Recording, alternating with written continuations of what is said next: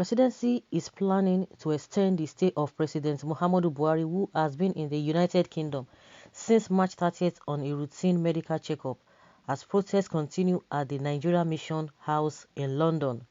Sahara reporters learned that although Buhari failed to hand over to Vice President Yemi Osinbajo, the Vice President has been told to keep himself in acting capacity as the extension is being worked out. Why not giving a particular date? Buhari's special advisor on media and publicity, Femi Adesina, had said the president would be back in the second week of April 2021. Sahara reporters learned that the planned return date might no longer be visible.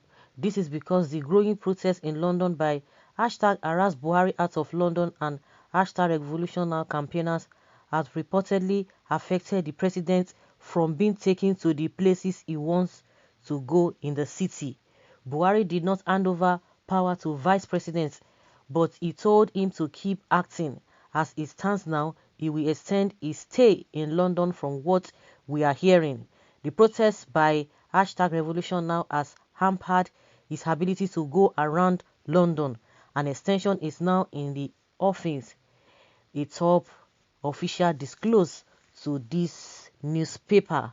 Buhari had spent over 193 days on medical leave in the United Kingdom since he assumed office. 193 days. Yes, since he assumed office in 2015.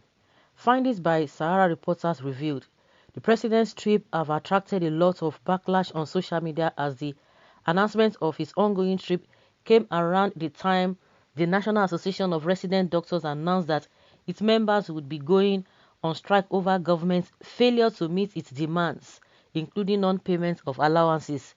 Sahara reporters in a report on April 1st had examined a timeline of the president's trip abroad for medical treatment since he assumed office on May 29, 2015.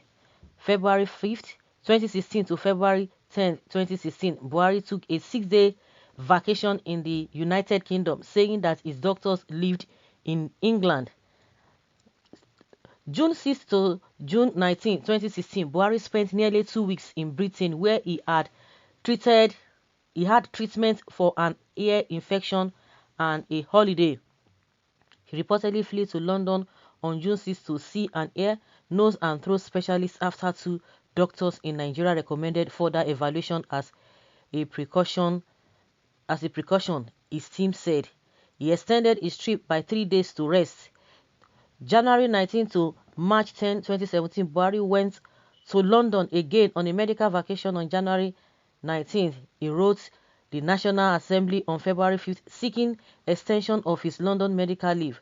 The president didn't return until March 10th but didn't resume work immediately at Aston Villa. The presidency said he's working from home. Buhari spent a total of 51 days outside the country.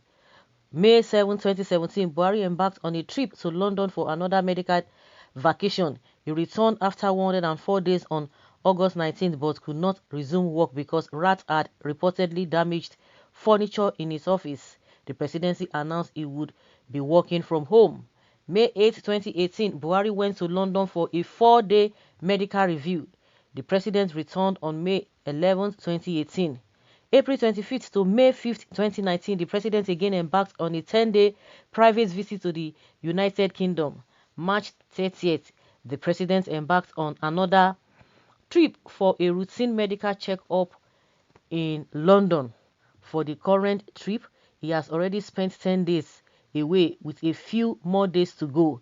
In summary, Buhari spent 19 days in 2016, 155 days in 2017, and 4 days in 2018 getting treatment in the UK.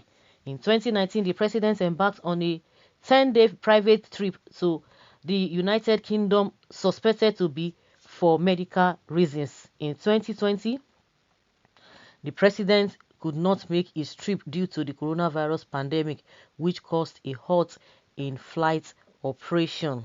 Okay, so they might increase or extend the days or it's supposed to be spending in the UK because he couldn't go to much places where he's supposed to go because of the protests. Oh, I thought they said this man was mocking the protesters. El-Rufai was mocking the protesters, say they were few, but now see the few people, see what they have caused.